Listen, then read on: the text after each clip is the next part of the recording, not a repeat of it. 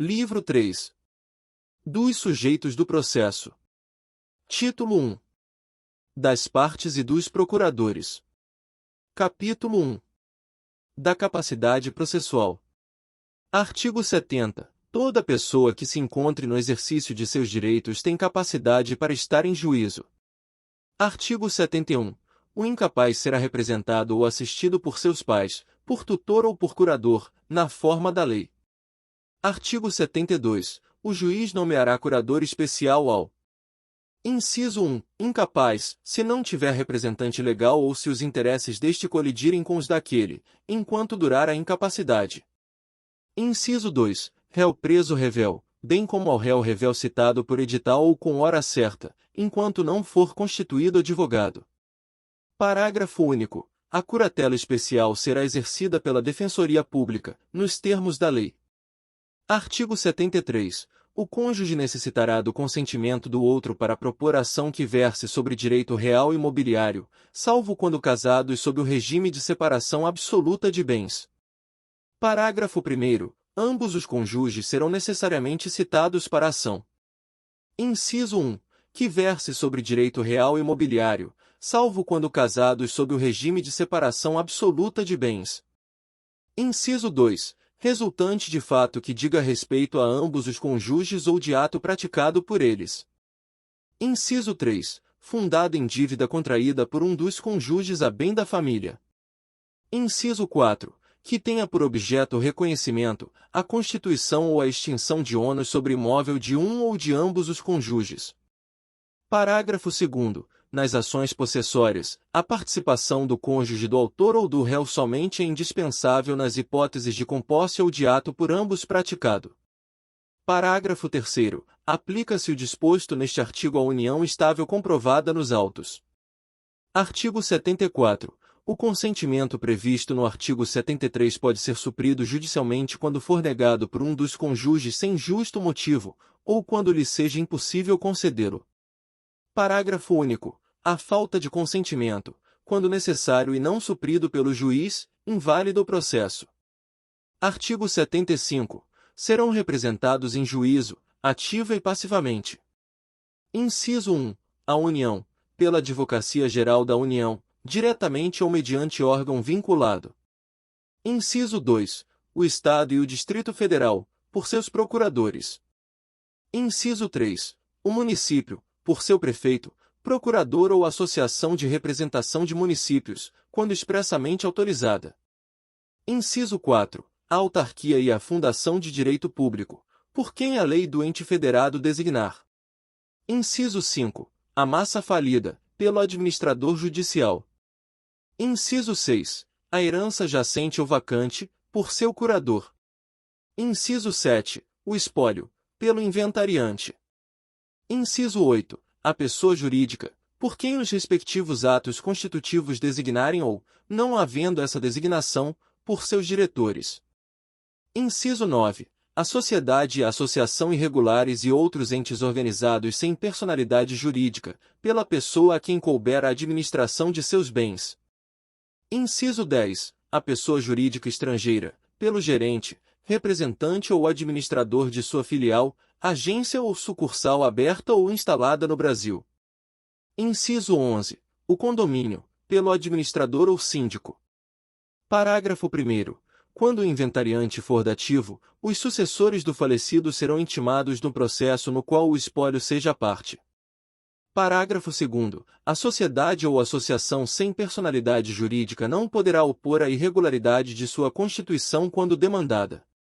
Parágrafo 3º. O gerente de filial ou agência presume-se autorizado pela pessoa jurídica estrangeira a receber citação para qualquer processo. Parágrafo 4º. Os Estados e o Distrito Federal poderão ajustar compromisso recíproco para a prática de ato processual por seus procuradores em favor de outro ente federado, mediante convênio firmado pelas respectivas procuradorias. Parágrafo 5º. A representação judicial do município pela Associação de Representação de Municípios somente poderá ocorrer em questões de interesse comum dos municípios associados e dependerá de autorização do respectivo chefe do Poder Executivo Municipal, com indicação específica do direito ou da obrigação a ser objeto das medidas judiciais. Artigo 76. Verificada a incapacidade processual ou a irregularidade da representação da parte, o juiz suspenderá o processo e designará prazo razoável para que seja sanado o vício. Parágrafo 1º. Descumprida a determinação, caso o processo esteja na instância originária. Inciso 1. O processo será extinto, se a providência couber ao autor. Inciso 2. O réu será considerado rével, se a providência lhe couber. Inciso 3. O terceiro será considerado rével ou excluído do processo, dependendo do polo em que se encontre. Parágrafo 2º. Descumprida a determinação em fase recursal perante Tribunal de Justiça, Tribunal Regional Federal ou Tribunal Superior, o relator. Inciso 1. Não conhecerá do recurso, se a providência couber ao recorrente. Inciso 2. Determinará o desentranhamento das contrarrazões, se a providência couber ao recorrido. Capítulo 2. Dos deveres das partes e de seus procuradores. Seção 1. Dos deveres. Artigo 77. Além de outros previstos neste Código, são deveres das partes, de seus procuradores e de todos aqueles que de qualquer forma participem do processo. Inciso 1. Expor os fatos em juízo conforme a verdade. Inciso 2. Não formular pretensão ou de apresentar defesa quando cientes de que são destituídas de fundamento. Inciso 3. Não produzir provas e não praticar atos inúteis ou desnecessários à declaração ou à defesa do direito. Inciso 4. Cumprir com exatidão as decisões jurisdicionais, de natureza provisória ou final, e não criar embaraços à sua efetivação. Inciso 5. Declinar, no primeiro momento que lhes couber falar nos autos, o endereço residencial ou profissional onde receberão intimações, atualizando essa informação sempre que ocorrer qualquer modificação temporária ou definitiva. Inciso 6. Não praticar inovação ilegal no estado de fato de bem ou direito litigioso. Inciso 7. Informar e manter atualizados seus dados cadastrais perante os órgãos do Poder Judiciário e, no caso do parágrafo 6º do artigo 246 deste Código, da Administração Tributária, para recebimento de citações e intimações. Parágrafo 1º. Nas hipóteses dos incisos 4 e 6, o juiz advertirá qualquer das pessoas mencionadas no caput de que sua conduta poderá ser punida como ato atentatório à dignidade da justiça. Parágrafo 2º. A violação ao disposto nos incisos 4 e 6 constitui ato atentatório à dignidade da justiça, devendo o juiz, sem prejuízo das sanções criminais, civis e processuais cabíveis, aplicar ao responsável multa de até 20% do valor da causa, de acordo com a gravidade da conduta. Parágrafo 3º. Não sendo paga no prazo a ser fixado pelo juiz, a multa prevista no parágrafo 2º será inscrita como dívida ativa da União ou do Estado após o trânsito em julgado da decisão que a fixou, e sua execução observará o procedimento da execução fiscal, revertendo-se aos fundos previstos no artigo 97. Parágrafo 4º. A multa estabelecida no parágrafo 2º poderá ser fixada independentemente da incidência das previstas nos artigos 523, parágrafo 1º, e 536, parágrafo 1º. Parágrafo 5º. Quando o valor da causa for irrisório ou inestimável, a multa prevista no parágrafo 2º poderá ser fixada em até 10 vezes o valor do salário mínimo. Parágrafo 6º. Aos advogados públicos ou privados e aos membros da Defensoria Pública e do Ministério Público não se aplica o disposto nos parágrafos 2º a 5º, devendo eventual responsabilidade disciplinar ser apurada pelo respectivo órgão de classe ou corregedoria, ao qual o juiz oficiará. Parágrafo 7º. Reconhecida a violação ao disposto no inciso 6, o juiz determinará o restabelecimento do estado anterior, podendo, ainda, proibir a parte de falar nos autos até a purgação do atentado, sem prejuízo da aplicação do parágrafo 2º. Parágrafo 8º. O representante judicial da parte não pode ser compelido a cumprir decisão em seu lugar. Artigo 78. É vedado às partes, a seus procuradores, aos juízes, aos membros do Ministério Público e da Defensoria Pública e a qualquer pessoa que participe do processo empregar expressões ofensivas nos escritos apresentados.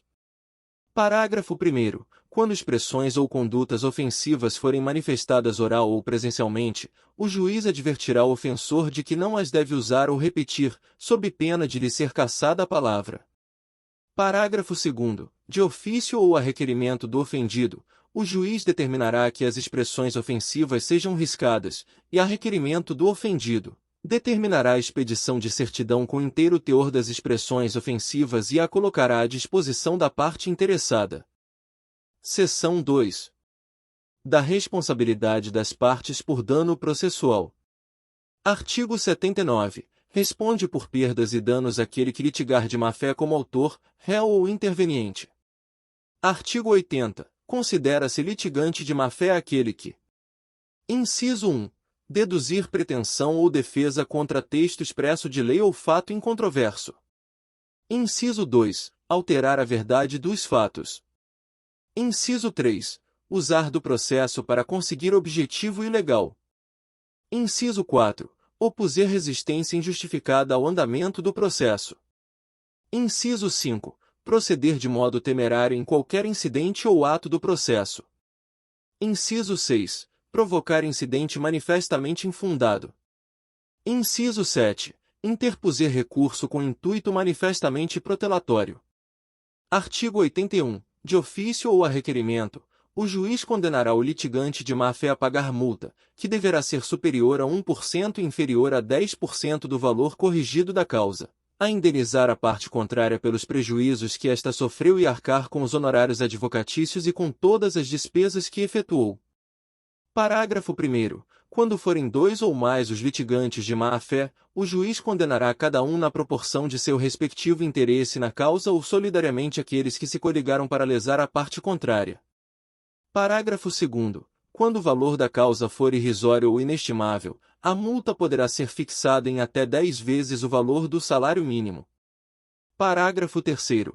O valor da indenização será fixado pelo juiz ou, caso não seja possível mensurá-lo, liquidado por arbitramento ou pelo procedimento comum, nos próprios autos.